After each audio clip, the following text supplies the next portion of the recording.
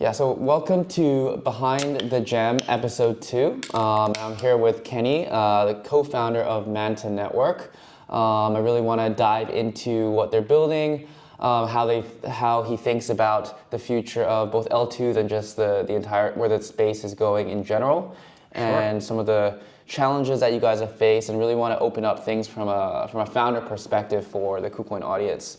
So just to start off, I think it'd be great if you could just give just a high-level overview of your background, perhaps what you were doing before Manta, and why you decided to start Manta Network. Yeah, sure. So I'm Kenny. I'm one of the co-founders of Manta, and I've been in the crypto space for quite a while now, but haven't really formally worked on any specific projects until 2020, which is when my co-founder and I started working on Manta. Prior to that, I've been an entrepreneur for most of my professional career, starting my first company in the cloud computing space. And then later on went to go pursue my master's at MIT.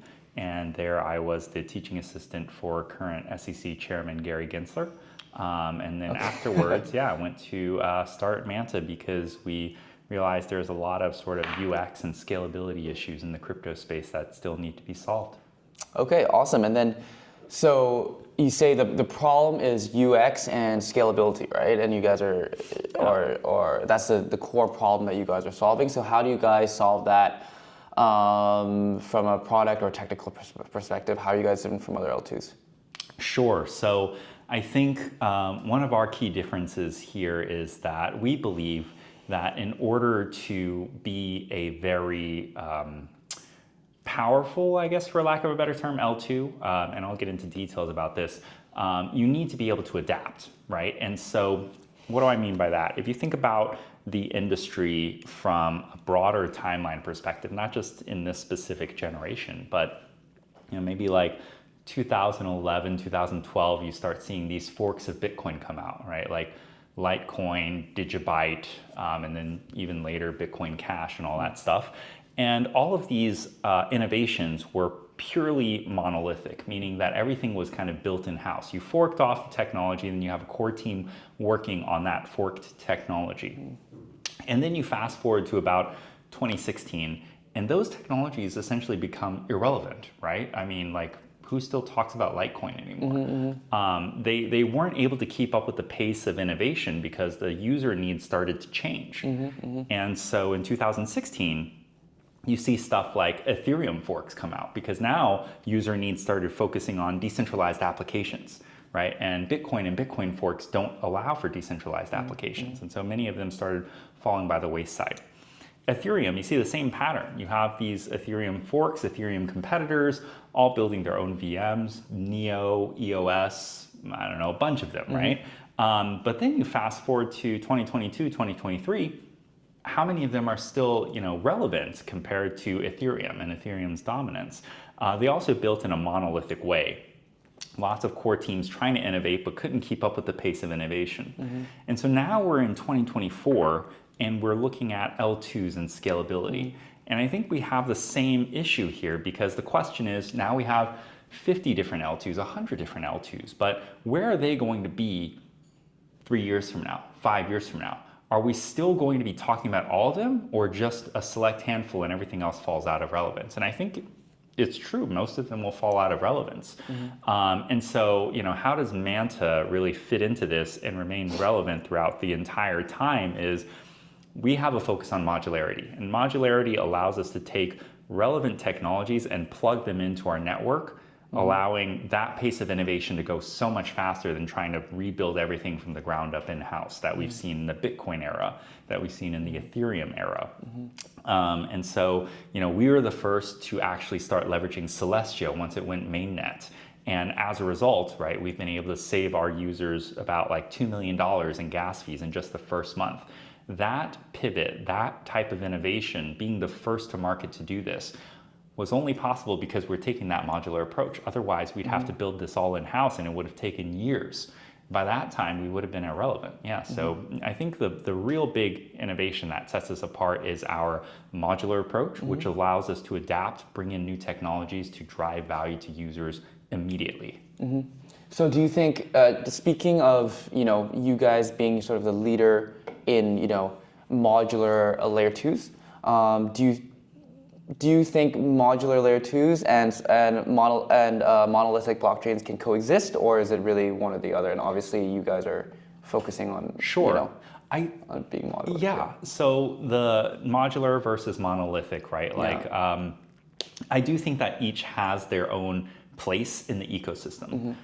When it comes to layer ones, like Ethereum, like Solana, then building in a monolithic manner, I think makes a lot of sense, because you need that core infrastructure, not to necessarily focus on all the bells and whistles, all the features, but rather the core innovation, the core value proposition, which is decentralization and security.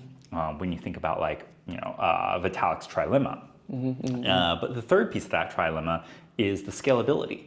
And so that's where the L2s come in. And so the L2s, being that scalability layer, now become the home for applications. And so when it comes to providing for the applications, you have to also work on creating a better UX for the users. And so as a result, I think L2s need to think in a more adaptable approach with the changing needs of users. And that adaptability comes from modularity. So I do think that coexistence is viable, but just different stacks should probably take on different strategies for the best outcome for the end user. Got it. And speaking of that, so what has been, so when did you guys launch the mainnet? Our mainnet went live last August. Last August, and last August till now, like I'm sure you've been through ups and downs of as all layer 2s and all protocols and projects and exchanges experience in the volatility of the crypto markets. What has been the biggest challenge for you guys so far, and what do you think is the key for not only you guys but other L2s to succeed in the long run? Yeah, that's a really good question, and I think it's very philosophical, right? The key challenges that we face as an L2, I think, is some of the key challenges that we face together as an industry. And namely, right now, I'd say that actual user adoption is a really big barrier. It's not just something that, like one specific L2 may be experiencing, but we see this as but we see this as a current trend, because you see L2s launch, you see TVL building, you see TVL going to other ecosystems, and other ecosystems, it's almost like a sequence of events. And so what that indicates to us is that there's just not enough user momentum in the market as a whole, right? And so the question here is, how do you continue to innovate? How do you continue to build in a world where there's currently not enough users? There's more infrastructure than users, many would argue. And so I'd say that's the biggest challenge. And, the focus here is, I think oftentimes we get a bit too inundated in the technology itself that maybe we over-engineer. And that leads to a rough user experience. And I think the industry is starting to realize that the user experience is very limited, painful to some extent. And so it's good to see that we're starting to focus more on the UX side, thinking about how to make it easier for users to onboard, right? Like ecosystems like the Ton ecosystem, right? I think doing a great job in just kind of giving people that sort of taste of Web3 without necessarily putting everything entirely on the blockchain. I think there is that sort of step-by-step approach, and we're thinking a lot about that as well, just to kind of drive user adoption. And once we build up that funnel, start bringing them more and more into the Web3 space. Got it. I mean, you brought up Ton there. I think Ton is unique, or at least has an advantage because of its association with obviously Telegram, the app, right? Which has, I think, 900+ million users, right now, and they can leverage that distribution to onboard a lot of users to the ecosystem. How are you guys thinking about that in a more specific way, right? So what are you guys doing specifically to onboard more users and also attract more applications on top of your layer? I think that it's kind of a miscalculation here, because usually people look at the sheer numbers, right? And when you look at the sheer numbers, then yes, Telegram, let's say 900 million users, right? And you're saying, okay, if I could just capture 1% of that, then that's a lot, right? Right. It's the same as projects or companies, startups trying to enter China and saying, oh, there's billions of people, if I could just capture 1% of them, right? But it's not a numbers game, it's an incentives game. I think one of the issues in the Web3 space is that incentives aren't entirely aligned, right? A lot of the projects that are building in this space, right? You say you're building a GameFi project, you're building a SocialFi project, but the critical element in all of these is the FI element, the finance side. That's not attractive to everyone, right? Like when you're building a social network that relies entirely on a token economy to, help reward users and all that stuff, it only attracts the people that are actually interested in earning rewards, right? Whereas Twitter, no one or very few people go to Twitter simply to monetize. Most people go to Twitter to have conversations. And so the value proposition is extremely different here. When you look at a lot of Web3 applications, the incentive is to somehow monetize. And so I think that incentive, as long as it's at the core, sorry. Yeah, no worries. Whether we have 1 million users to choose from or 900 million users to choose from, we're still going to have that friction in adoption, because not everyone's going to say, oh, I want to use this application because I want to earn money. A lot of people are going to say, I want to use this application because it's fun, right? That's how the gaming industry works. That's how social media works. That's how a lot of things work. And so that's what we're thinking about over at Manta, right? Like, how do we kind of flip the script on how tokenomics plays a role in applications, such that the focus of the application is to provide the true value that users are looking for, rather than purely a financial incentive. And so I think, like, as we start getting closer to that, as we start introducing more games into the ecosystem that focus on the fun element, then we're going to start seeing more of that user adoption from that angle. Got it. Yeah, so, I think last week we did the first Behind the Gems episode with actually Mantra, which does have a similar name, very similar name to you guys. I know the Mantra team very well. But they're here as well. Yeah, they're also based in Hong Kong. I'm friends with JP for a long time, and they've been through. They were quite early. I think they launched it in 2019, and been through obviously multiple cycles. Had to pivot a few times. He's talking about, just from a founder perspective, all the challenges that he had to go through. But they really found a home in trying to become the layer one for RWA. Yeah. And that is their sole focus right now. Do you guys have like a niche specific focus, or you rather keep it broad within the Web3 space, and so what is that strategy? What is that thinking there for the next, I guess, few years? Yeah. Long story short, right? Like, I think we prefer to keep it broad, because our role in all of this is building scalable infrastructure. And so I think from that perspective, we really need to focus on allowing any type of application to deploy and hopefully be able to serve tons of users without having to worry about increased gas fees, without having to worry about, uptime. And this is something that we've been able to achieve quite well because of the modular approach that we're taking. And so recently our on-chain activity has hit above 1 million transactions per day. And we saw that scale from around 100,000 transactions per day to 1 million transactions per day. So a 10x increase in transactions over a period of like a month. During that time, our gas fees have not increased.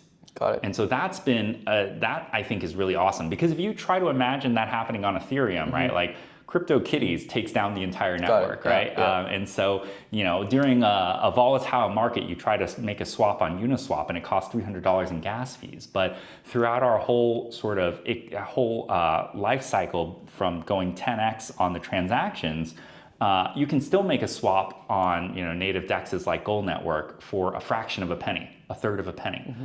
You can still make transfers and tokens for 1/60th of a penny. Right? And so I think the scalability is definitely there. And because we have all that room for applications to actually grow and onboard more users, I think keeping it general, allowing applications to scale, and seeing where the ecosystem grows from there provides a great opportunity for a lot of the applications that deploy on us.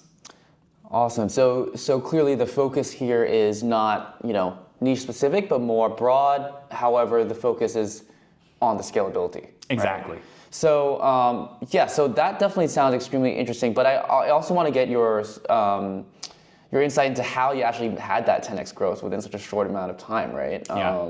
Do you have any, whether it's advice or thoughts on sort of scaling the growth itself and the users and the transactions itself for an L2 like you guys?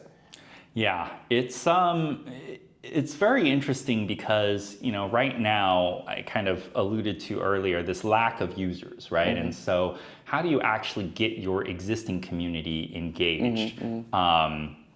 That's one piece of the puzzle. And the next piece of the puzzle is how do you bring in, broader ecosystem users that weren't previously part of your ecosystem and get them excited about what's going on? And so, no specific advice here, but I think looking at some of the things that we've done fairly well. One example of this is our recent collaboration with Bonk. And so, Bonk, they are on Solana and they're bringing their community over to Manta. And so that has resulted in a lot of on-chain activity. And in fact, right, like we've seen a lot of NFTs that were specifically for the Bonk community on Manta minting out in a matter of seconds, right? Like Gold Network, for example, they had specific NFTs exclusively for the Bonk community coming to Manta. And I believe in one of the rounds, someone actually leaked the address or leaked the link for the mint, and the mint actually finished up before the announcement was even made. And so I think like there's a lot of sort of opportunity to bring in community members from other ecosystems that are really excited to try out different L2s, new environments, all the applications in those ecosystems. And so that was one of our, I'd say, good sort of experiments. Another one is, how do you activate your internal community? And I think that I know it sounds cliche, but it really is about listening. Especially for ours, right? Like everyone's already frankly exhausted from airdrop farming, from like yield bearing activities and all this other stuff. And so we just created a fun environment for people to relax with a lot of the GameFi applications that recently deployed on us. We worked with those GameFi applications to create fun little contests where people can really just enjoy themselves while also, being able to potentially earn rewards, earn, rankings in different sort of leaderboards and all this other stuff. And so that also drove a lot of sort of on-chain activity. And overall, I think we've seen the community sentiment shift and really appreciate the silly stuff that we're bringing them. Yeah, so I think you brought up several interesting points there. And, that I think a lot of projects that I've spoken to is, I guess the space as a whole is a very collaborative space. Like each ecosystem has their own community, and then when you collaborate with another, strong community like Bonk or like Solana, obviously that leads to very magical things, down the line. I want to just zoom out a bit and get your thoughts on, I guess, where crypto is going as a whole. Sure. Last cycle, you mentioned NFTs as well, right? So last cycle, obviously NFTs were like the face of it in 2021. This cycle, maybe you can argue it's meme coins, right? Like, do you think, like for me, for example, like narrative it clearly is the most important thing from an investor's perspective, from a retail investor's perspective at the moment. But I think we have sort of failed as an industry if we don't lead to real mass adoption, right? What's interesting about you guys is you guys are really building for that, right? You're really focusing on that scalability and that mass adoption, that user adoption, right? So I just want to get your thoughts on the market right now and, the next few years in terms of crypto as a whole. Like, where do you think it's going, and what are the biggest problems that the space needs to solve? Yeah, I think it's cool that you make this distinguishment between like trends versus mass adoption, because I do think like those are can be mutually exclusive. Like, I mean, we had DeFi, then we had AI, and now meme coins and all this stuff. But like, are any of those really going to be the ones that lead to mass adoption? Maybe, I don't know. But my own personal take, too much soda water. Yeah, no worries. My own personal take is, I do think it'll be RWAs, right? Like, not saying like any specific projects right now, I don't know, but like, I do think that at the core of blockchain and cryptocurrency is finance. And so the biggest and best use cases for crypto has always been centered around that, right? And everything else is kind of built on top of it, but still kind of goes back to finance. With just transfer and store of value, something as simple as, Bitcoin. I mean, maybe it's not great for transfer, to something as like complex as a decentralized exchange and using AMM models and all that stuff. And so I do think RWAs fit very nicely into this evolving sort of adoption of cryptocurrency, because RWAs offer a lot of advantages that we see as frictions in the existing market. One very simple example of this is, let's say I have a property in, I don't know, the Caribbeans, and that property's valued at like $10 million, $20 million, right? If I were to try to sell that locally, I would have a very hard time trying to liquidate it at maybe a price that I wanted. Because first, the economy's bad.